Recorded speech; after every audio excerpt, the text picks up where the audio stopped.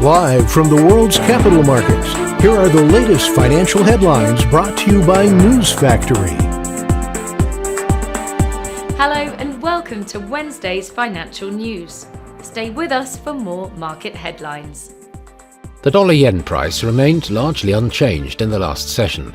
The ROC is giving a negative signal. The Bitcoin gained 0.5% against the dollar in the last session. The stochastic indicator is giving a positive signal, which matches our overall technical analysis. The gold-dollar pair saw a minor rise of 0.2% in the last session.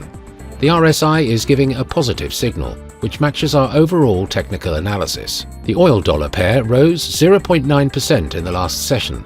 The ultimate oscillator is giving a positive signal, which matches our overall technical analysis. Coming up, the choices from our chief analyst for today. Oil prices rose as a higher global economic growth forecast and escalating tensions in the Middle East offset concerns around Chinese demand.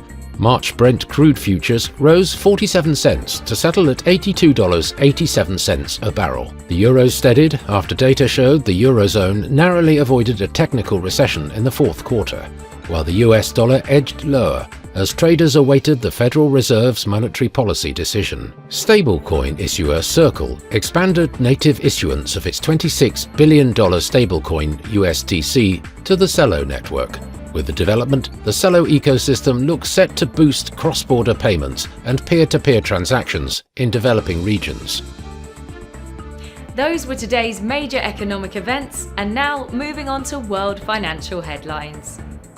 Japan's Consumer Confidence Index will be released at 0500 hours GMT. Germany's Harmonized Index of Consumer Prices at 1300 hours GMT. The US ADP Employment Change at 13:15 GMT. Australia's Consumer Price Index will be released at 0000 hours and 30 minutes GMT. The US Fed interest rate decision at 1900 hours GMT. Japan's unemployment rate at 0855 GMT.